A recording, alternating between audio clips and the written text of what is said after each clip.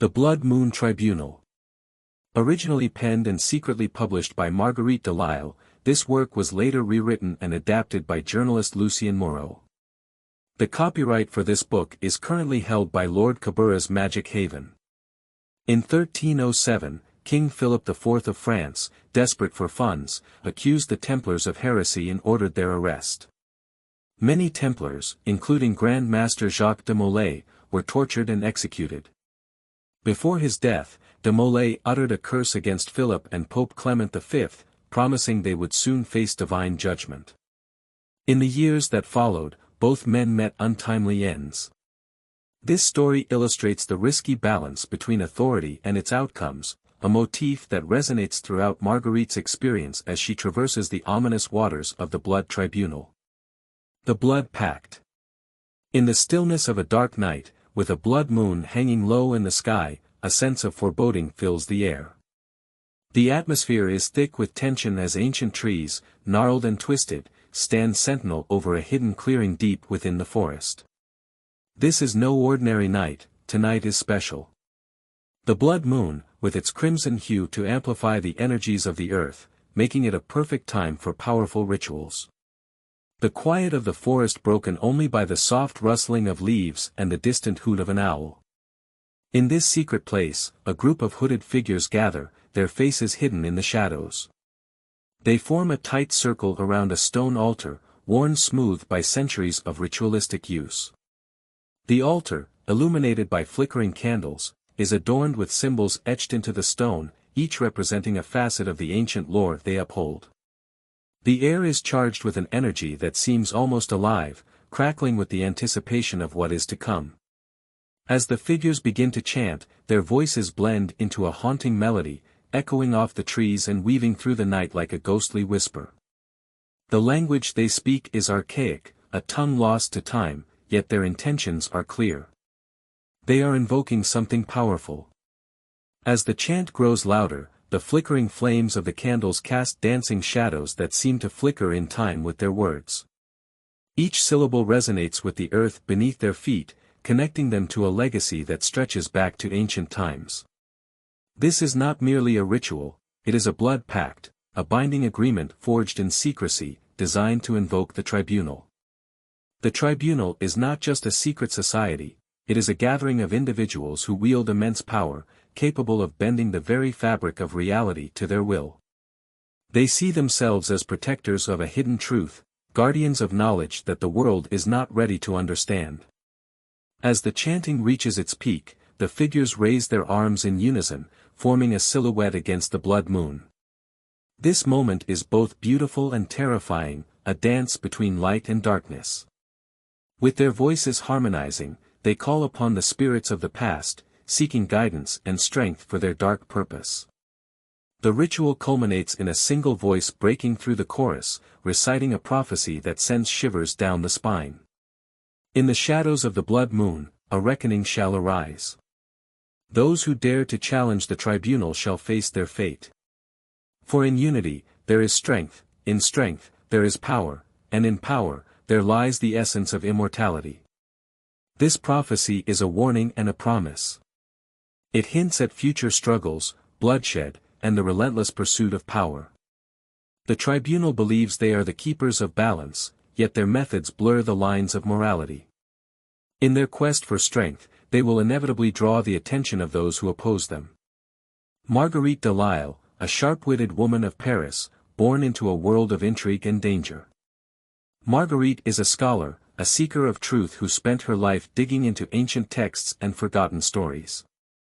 With the rising tensions in Paris during the 15th century, she is drawn into the orbit of the tribunal, seeking to uncover their secrets. Her journey is not just one of discovery, it's personal. Her family, once respected members of society, fell from grace due to the tribunal's machinations.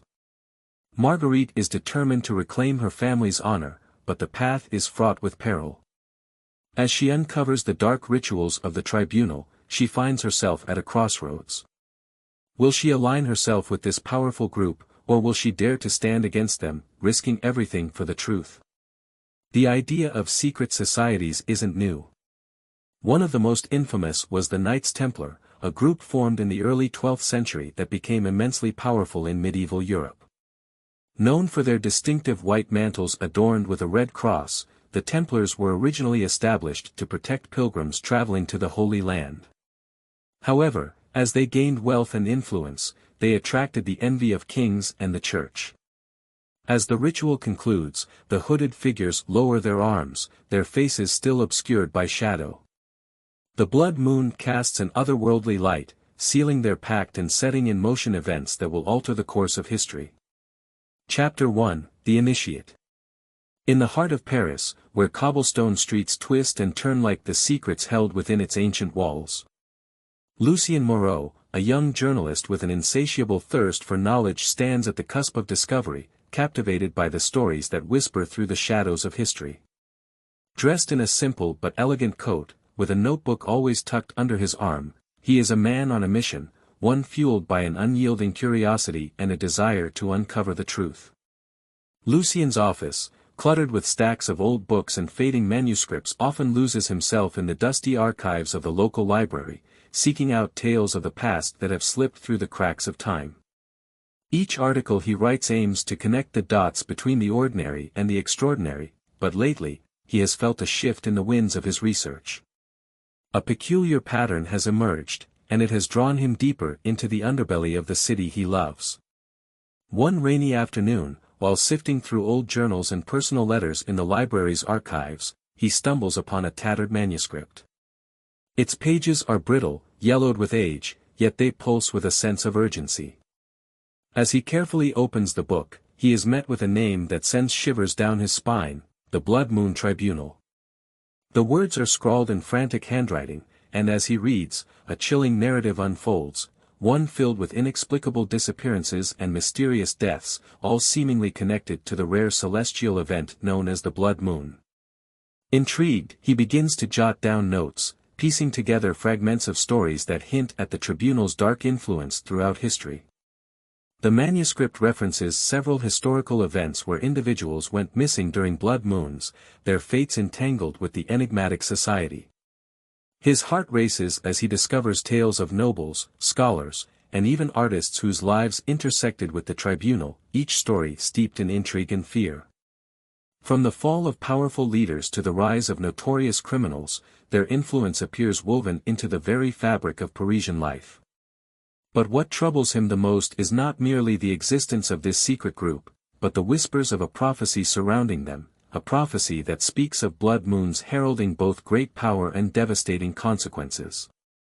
A series of deaths that rocked Paris during the last blood moon, with bodies turning up in the Seine, each marked by a mysterious symbol, a crescent moon surrounded by a blood-red circle. The police, baffled and desperate, have left these cases unresolved, their lack of progress fueling rumors of a dark cult operating in the shadows. The fear of the tribunal's influence hangs heavy in the air, igniting a spark of fear and fascination within him. With each passing day, Lucien finds himself drawn further into the mystery.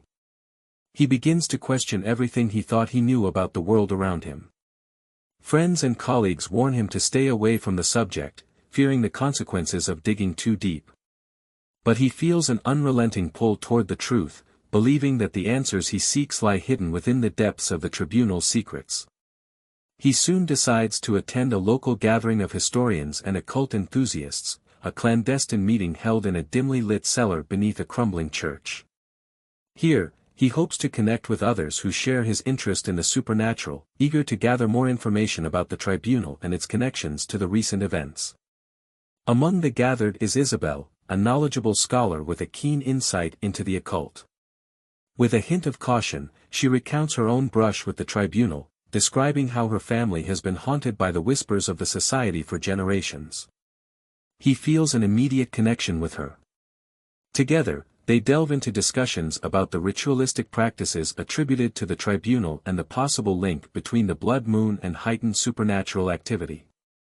As they talk, Lucien senses that he is not alone in his quest for knowledge. He has found an ally in Isabelle, someone who shares his determination to uncover the truth. As the night wears on and the discussions grow more intense, Lucien realizes that he stands at the edge of a precipice. The stories he has uncovered are not mere whispers of the past, they are warnings. The allure of the Blood Moon Tribunal is strong, and it beckons him closer, tempting him to plunge into a world of darkness and intrigue.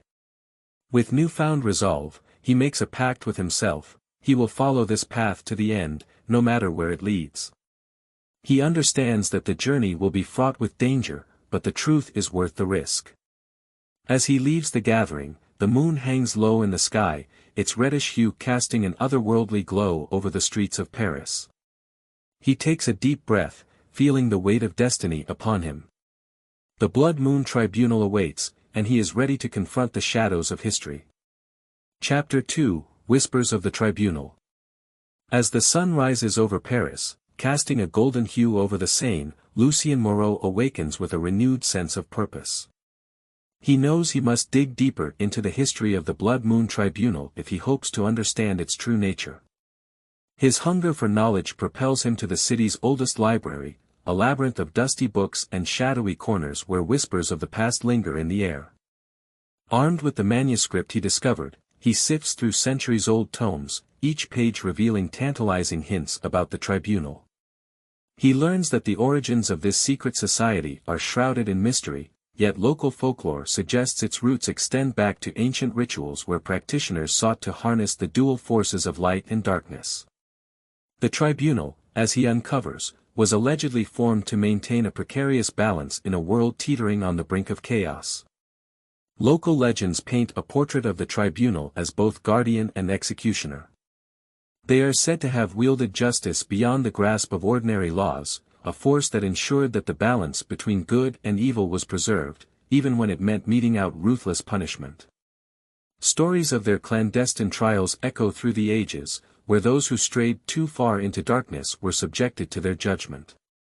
Rumors swirl about the tribunal's penchant for secrecy, their meetings held under the ominous glow of a blood moon, invoking both awe and dread in the hearts of those who hear their name.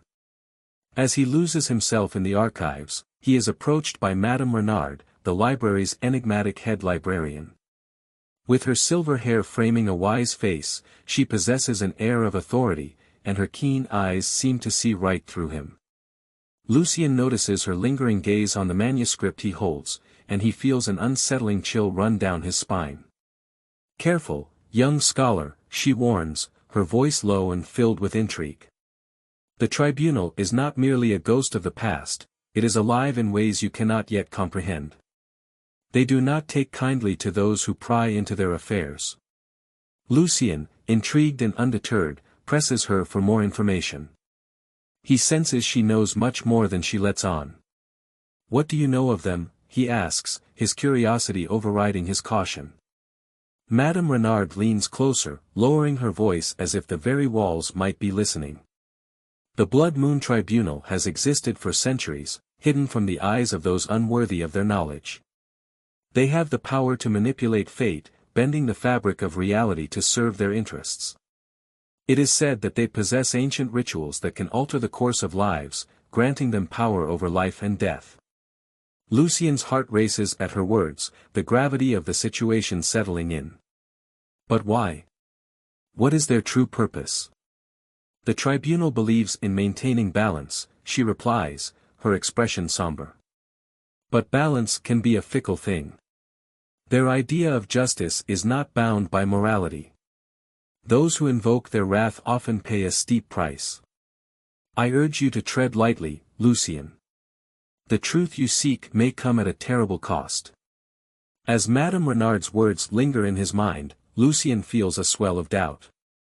The allure of the tribunal is potent, yet the risks are ever present. Should he continue his pursuit, knowing the potential dangers that await?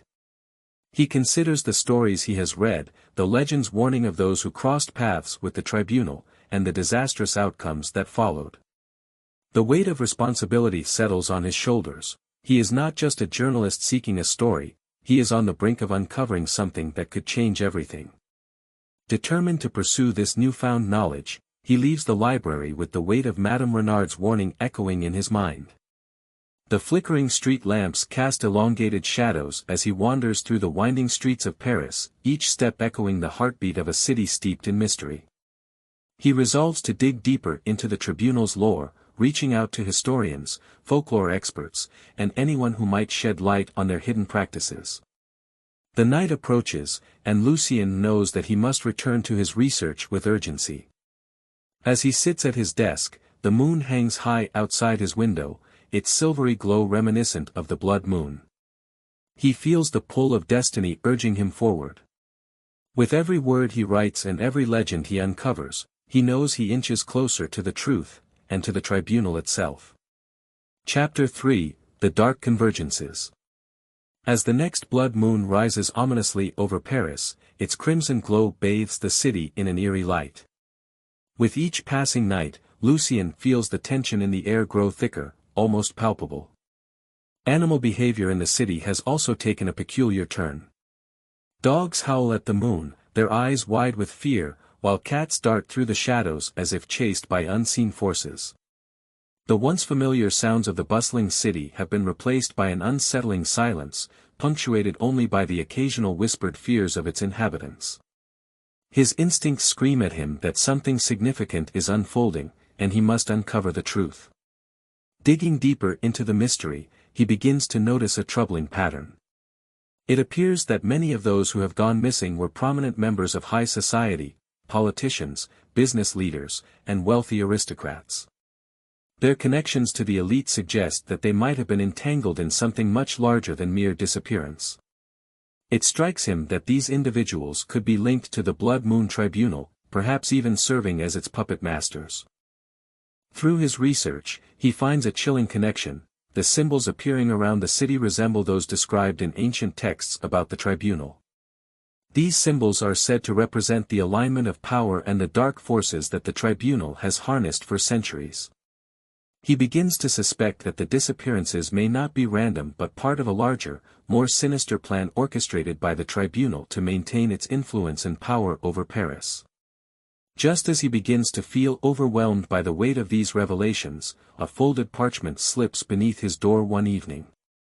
The note, written in an elegant script, reads like an invitation to a gathering that promises to unveil the secrets of the Blood Moon Tribunal. The cryptic message hints at danger, urging him to come alone to an undisclosed location beneath the watchful eye of the Blood Moon. His heart races as he reads the invitation multiple times, the implications swirling in his mind. This could be the opportunity he has been waiting for, the chance to confront the tribunal and learn the truth behind its dark influence. But the warning embedded in the invitation sends a shiver down his spine. Is this a trap? Are they luring him into a web from which he cannot escape? He finds himself at a crossroads. The prospect of discovering the truth about the tribunal is intoxicating, but the risks are monumental. He has heard too many stories of those who pursued the tribunal and paid dearly for their curiosity. Yet, the urgency of the situation, the missing persons, the symbols, the strange behavior of the animals, compels him to take a leap of faith. With determination bubbling within him, he decides he must attend the gathering. He knows that this decision could alter the course of his life forever, but he feels the call of destiny beckoning him forward. As he prepares for the night ahead, he studies the symbols he has come across, hoping to decipher their meaning before stepping into the lion's den. The night of the gathering arrives, and the air is thick with anticipation. Lucien dresses carefully, donning dark clothing to blend into the shadows. As he makes his way through the deserted streets, the blood moon looms overhead, casting an unsettling red hue over the city. Each step takes him closer to the unknown, and the weight of what he is about to face weighs heavily on his shoulders. Arriving at the location mentioned in the invitation, he finds himself standing before a grand, decrepit mansion shrouded in darkness. The ornate facade of the building seems to whisper secrets from centuries past, beckoning him inside. The door creaks open, revealing a dimly lit hallway filled with hushed voices and flickering candlelight. As he enters, he is greeted by a motley assembly of guests, faces both familiar and strange.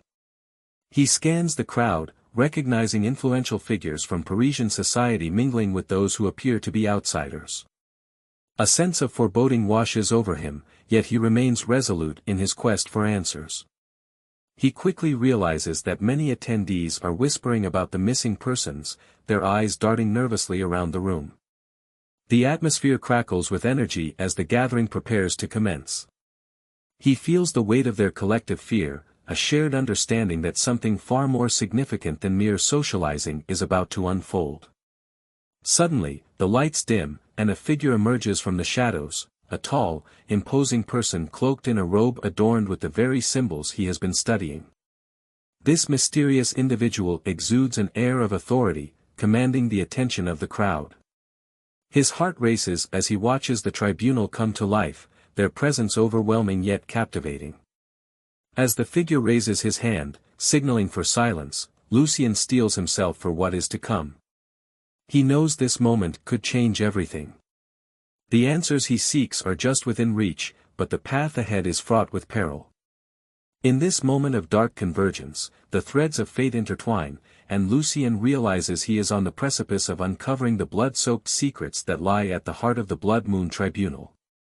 Chapter 4: The Gathering of Shadows. Among the crowd, he catches sight of the enigmatic figure, the one who commanded attention. This individual glides across the room with an air of authority, engaging with guests as if orchestrating a sinister ballet. His heart races with anticipation and trepidation. He knows this is the moment he has been waiting for. As he navigates the sea of dark figures, he feels a gentle tap on his shoulder. He turns to find an older woman standing beside him, her face etched with lines that tell stories of a life filled with both wisdom and sorrow. Her piercing green eyes seem to hold the weight of countless secrets. "I see you've chosen to wander into the depths of shadows," she says softly, a knowing smile gracing her lips. "You must be curious about the tribunal." Lucien introduces himself, and she responds with a name that sends shivers down his spine, Elena, a former member of the tribunal. Her presence feels both comforting and foreboding, as if she exists in both worlds. Elena leads him to a quieter corner of the room, away from the crowd. She lowers her voice, urgency lacing her words.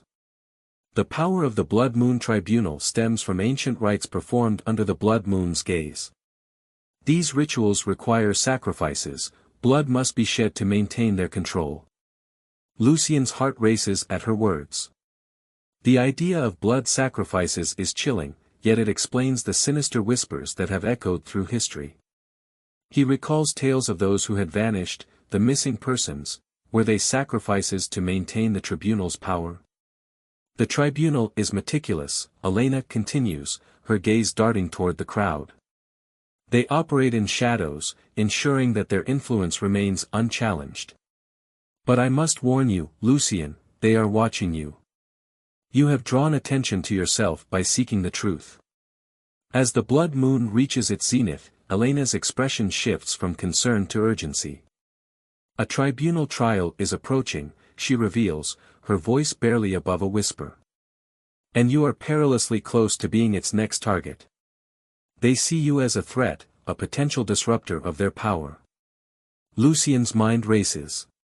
Could he truly be in danger? The thought sends a chill down his spine. What can I do? He asks, desperation creeping into his voice. Elena leans closer, her voice dropping to an urgent whisper. You must act quickly. Gather evidence, expose their rituals, and connect with those who have escaped their grasp.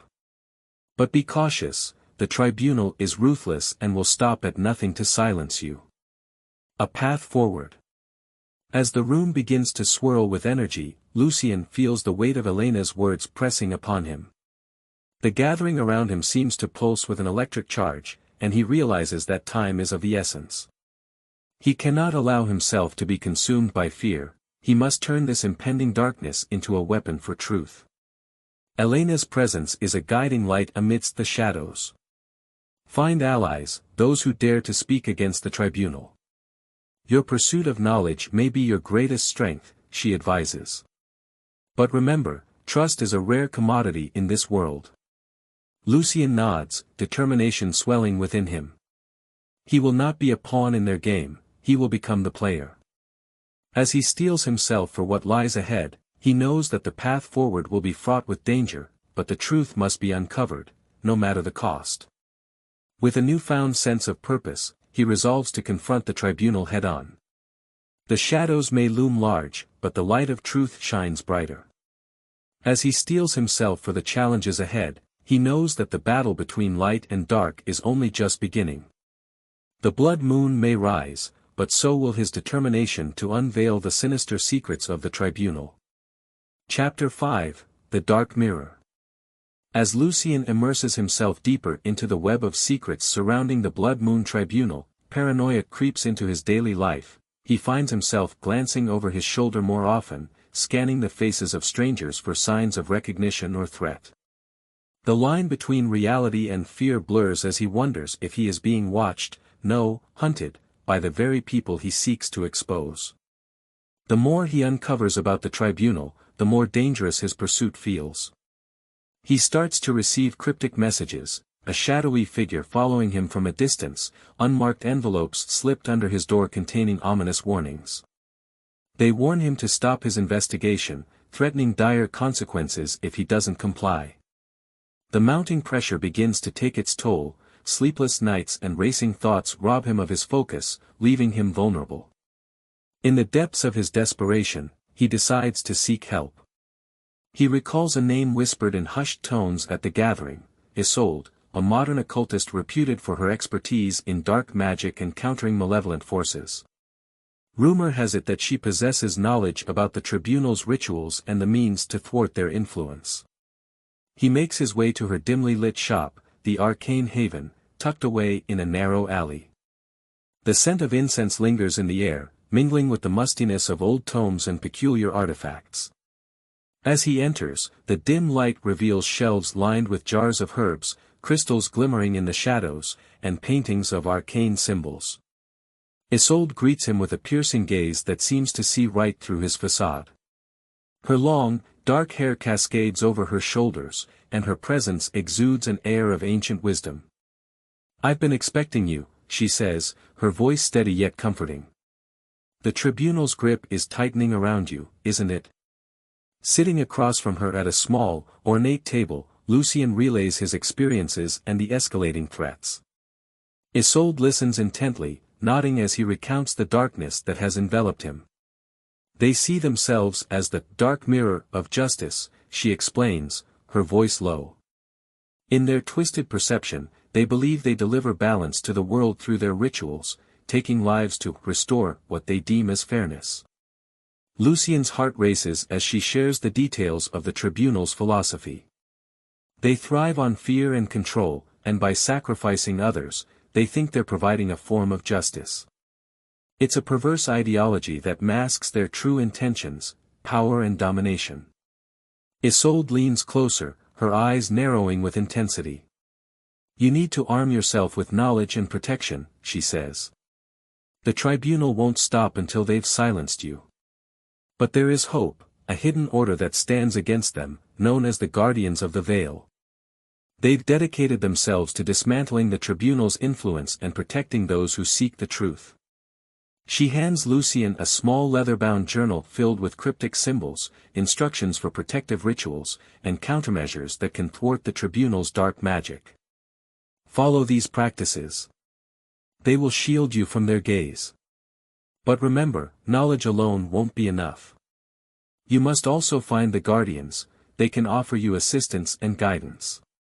Intrigued by the existence of the Guardians, Lucien feels a flicker of hope ignite within him. "How do I find them?" he asks, eager to connect with those who oppose the tribunal. Isolde leans back, contemplating. "Their presence is subtle, they operate in the shadows. Look for signs, a specific sigil, a recurring symbol in your research, or even someone who speaks of the tribunal with disdain. They will reveal themselves when the time is right." With renewed determination, he leaves Isolde's shop, clutching the journal close to his chest. The weight of his mission feels both daunting and exhilarating. He knows the path ahead will be fraught with danger, but he also senses that he's not alone. The Guardians may hold the key to dismantling the tribunal and restoring balance to the world. The night of the blood moon. As Lucien steps back into the moonlit Paris streets, the air crackles with energy. He gazes up at the blood moon hanging in the sky, its crimson glow illuminating the path before him. This night feels pivotal, a crossroads in his journey where light and darkness converge. With the journal as his guide, he prepares to dig deeper into the world of shadows. He will follow the clues, seek the guardians, and uncover the truth hidden beneath layers of deception. He can no longer allow fear to dictate his actions, he must confront the tribunal head-on. In the heart of the city, as the blood moon casts its eerie light, Lucien vows to embrace the darkness rather than shy away from it. The shadows may whisper of doom, but he will harness the knowledge and strength bestowed upon him by Isolde and the guardians. He will become a pillar of truth amid the obscurity, wielding his pen as both shield and sword. As he sets forth on his quest, he knows that the challenges ahead will test his resolve, but he is ready. With the blood moon as his witness, he will expose the sinister forces at play and restore balance to a world shrouded in darkness. Chapter 6, The Blood Moon Prophecy. The chilling winds of anticipation swirl around him as he digs deeper into the dark history of the Blood Moon Tribunal. With the journal from Isolde clutched tightly in his hands, he begins to piece together the fragmented lore surrounding the enigmatic group. As he scours ancient texts and forgotten manuscripts, a chilling realization dawns upon him: the tribunal isn't merely a collection of power-hungry elites, they are driven by a prophecy that looms over them like a thundercloud ready to burst. His research leads him to a long-lost tome, the Codex of Shadows, which details the origins of the tribunal's blood moon rituals. The passages are dense, filled with cryptic language and esoteric symbols, but one sentence leaps out at him: in the shadow of the blood moon, the balance shall falter, and sacrifice shall be the key to salvation. With every word, Lucien feels the weight of the tribunal's burden settle upon him. He realizes that their horrific rituals, while undeniably sinister, may be rooted in a desperate attempt to stave off a cataclysmic event, a disaster that could threaten not just them, but everyone in Paris and beyond. Days of digging lead him to an unsettling discovery: the tribunal's sacrifices are not acts of sheer malice but a twisted interpretation of a prophecy that speaks of an impending darkness. The more he learns, the more conflicted he becomes. The members of the tribunal believe that by offering up lives under the blood moon, they can prevent the prophesied disaster, a force they think is creeping ever closer.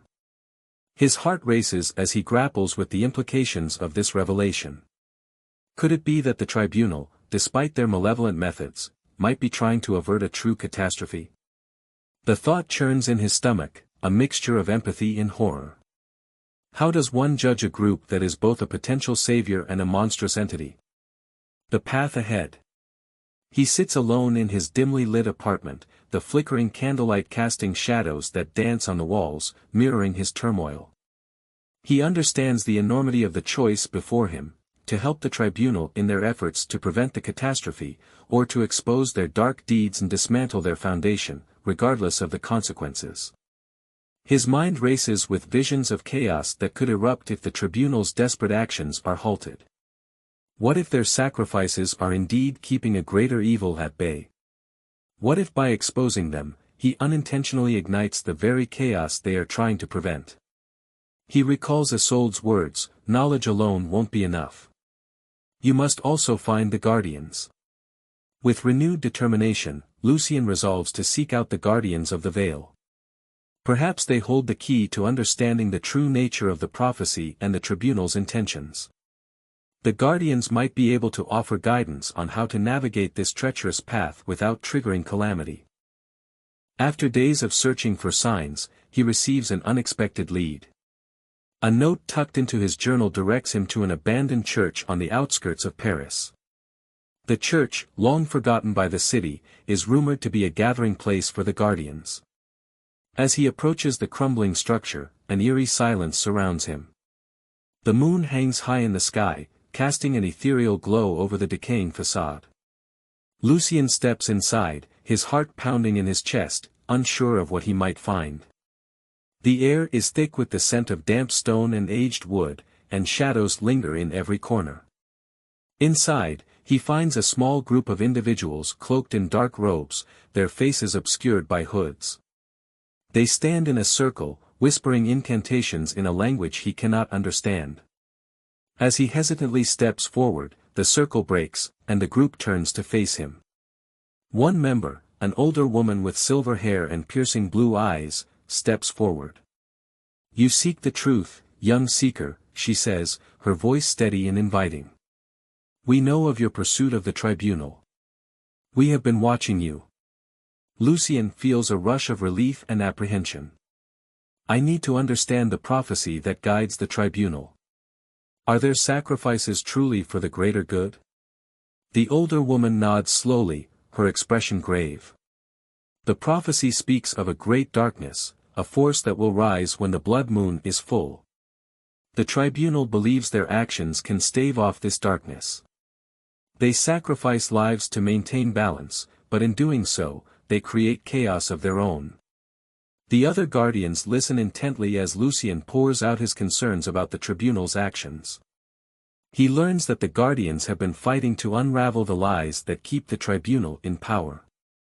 Their goal is not just to stop the tribunal but to uncover the truth behind the prophecy itself and to confront the darkness without resorting to bloodshed. His heart swells with purpose. "What must I do?" he asks, his voice steady with determination. "First, you must gather more information about the impending disaster. We believe it is real, but we must ascertain its nature," the older woman replies. "You will need to infiltrate the tribunal further, gain their trust, and learn what they truly believe. Only then can we form a plan to confront them." As he steps back into the cool night air, he feels a sense of clarity wash over him. The weight of the decision he must make still looms, but now he knows he isn't alone in this fight.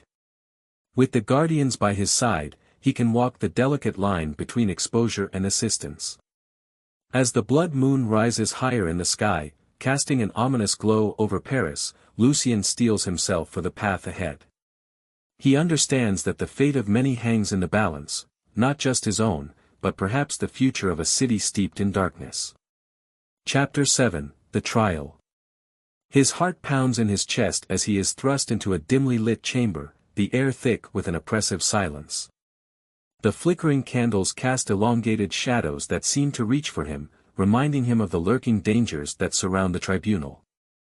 He squints against the harsh light, his gaze settling on the array of hooded figures seated in a semicircle, their faces obscured by dark veils. These are the blood moon judges, the highest-ranking members of the tribunal, and the very embodiment of the dark power he has been investigating. As he is pushed forward, he notices the intricate symbols adorning the walls, sigils that pulse with an unsettling energy. Each symbol feels alive, watching him, judging him. He knows that this trial is not just a simple inquiry, it is a sinister game where the stakes are life and death. The accusation. Lucien Moreau, a deep, resonant voice calls from the shadows. The speaker, a judge cloaked in crimson robes, raises a hand, silencing the whispers that ripple through the chamber. "You stand accused of treason against the Blood Moon Tribunal. You have sought to undermine our sacred order, to expose our secrets, and to disrupt the delicate balance we maintain." Lucien swallows hard, aware of the weight of their words. "I seek only the truth," he replies, his voice steady despite the terror clawing at his insides. "What you do is a betrayal of the very balance you claim to protect." A murmur of discontent ripples through the assembly. The judges exchange glances, their expressions unreadable behind their veils. The crimson-robed judge leans forward, the flickering candlelight illuminating a glint of something sharp in his eyes. "Truth. Your truth is a threat to our order. You have been led astray by misguided notions of justice. We will show you the consequences of your rebellion." Lucien's mind races as the trial commences. The atmosphere shifts, becoming charged with an energy that feels like a living thing. The judges begin to lay their accusations, mixing half-truths and fabrications designed to manipulate his psyche. They employ the very tactics of fear and confusion that he had uncovered in his research. "Your search for answers has endangered not just your life, but the lives of those who trust in our tribunal," another judge interjects, their voice smooth yet laced with malice. Do you truly believe your actions are justified? You are nothing but a pawn in a game far beyond your understanding. Lucien feels the weight of their words settle on him, an invisible noose tightening around his throat. They are trying to fracture his resolve, to instill doubt. He fights against the suffocating sense of panic, reminding himself of the guardians and the truth he seeks to uphold. As the trial progresses, Lucien is subjected to a series of psychological games, each designed to strip away his sanity. They present witnesses, shadowy figures who spin elaborate tales of his misdeeds, showcasing how his inquiries have led to chaos within the city. The line between reality and illusion blurs as they conjure images of fear and darkness, attempting to paint him as a villain in this twisted narrative. You are responsible for the recent disturbances in the city, one judge claims, their voice echoing through the chamber. The missing persons. The symbols appearing across Paris. You have ignited a fire that threatens to consume us all. No. Lucien protests, his voice rising in desperation. I sought to uncover the truth, not to harm anyone. The tribunal's actions are what lead to these horrors. Just as he feels himself teetering on the edge of despair, a glimmer of hope emerges. A familiar face appears among the witnesses, the librarian, Isolde, who had warned him before. Her presence reignites Lucien's spirit. Isolde, he breathes, a mixture of relief and urgency flooding through him. You know the truth. Tell them. Isolde stands tall, her eyes piercing through the veil of manipulation. Lucien Moreau seeks to expose the tribunal's darkness, not out of treachery but out of a desire to prevent further harm. The sacrifices made under the blood moon are not acts of balance but desperate cries for control over an impending darkness. Her words hang heavy in the air, igniting a spark of resistance within Lucien. The judges recoil, a flicker of uncertainty crossing their faces. Lucien seizes the moment, channeling his fear into conviction. You believe you are the arbiters of justice, but your twisted rituals only perpetuate suffering. True balance can never come from bloodshed. A tense silence envelopes the chamber as the blood moon judges ponder his words. Lucien's heart races, sensing the turning tide. He realizes that this trial, designed to silence him, has become a platform for his truth. The verdict. After what feels like an eternity, the crimson-robed judge finally speaks. You have spoken well, Lucien Moreau. But we cannot allow dissent within our ranks. The room tenses once more as the judges huddle, their murmurs hushed and urgent. Lucien's heart pounds in his chest, knowing that his fate lies in their hands. As the judges emerge from their deliberation, the atmosphere is charged with a new tension. You are found guilty of treason, the crimson judge declares, but we offer you a choice. Join us as a member of the tribunal, and wield the power you seek. Or face the consequences of your defiance. Lucien stands frozen, grappling with the weight of their proposition. Joining the tribunal could mean access to truths he has yet to uncover, but at what cost? Would he become what he despises? In that moment, he thinks of the guardians, of Isolde, and of the balance they all fight for. I will not betray my convictions, he declares, his voice steady. If the tribunal stands for darkness, then I will fight against it. The room erupts in gasps, and the judges exchange glances filled with wrath and surprise. The crimson judge's eyes narrow. So be it, Lucien Moreau. You will not escape the blood moon's judgment. Chapter 9, Under the Blood Moon. The final preparation. As the blood moon ascended, casting a crimson glow across the landscape, Lucien and his allies made their way toward the tribunal's ceremonial grounds. The air was thick with tension, every step echoing the impending confrontation. They moved quietly, the rustling leaves and whispering winds amplifying their nervous anticipation. In the heart of the forest, they found the ceremonial grounds, an eerie clearing marked by ancient stones etched with symbols of power. It was here that the tribunal conducted their dark rituals, and where they would confront the twisted guardians of this ancient order. As they entered the clearing, he felt a rush of energy coursing through him. The sight before them was both awe-inspiring and terrifying. Hooded figures milled about, preparing for the night's rituals, the air thick with an unholy energy that crackled like static. Lucien glanced at his allies, their faces were pale but resolute. "Remember our purpose," Isolde whispered, placing her hand on Lucien's shoulder. "We do this for those who cannot fight for themselves." Just as they stepped fully into the clearing, the tribunal members turned to face them, their eyes glinting in the moonlight. The lead judge, draped in crimson robes, stepped forward, a sinister smile creeping across their face.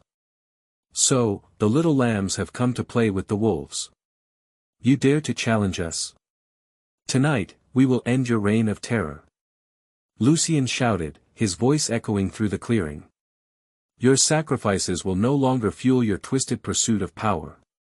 The tribunal began their dark rituals, chanting incantations that sent shivers down Lucien's spine. In that moment, he realized the depth of their depravity. The sacrifices were not merely acts of power but desperate attempts to maintain immortality for the tribunal's members at the expense of innocence. With the blood moon overhead, Lucien and his allies began their counter-ritual.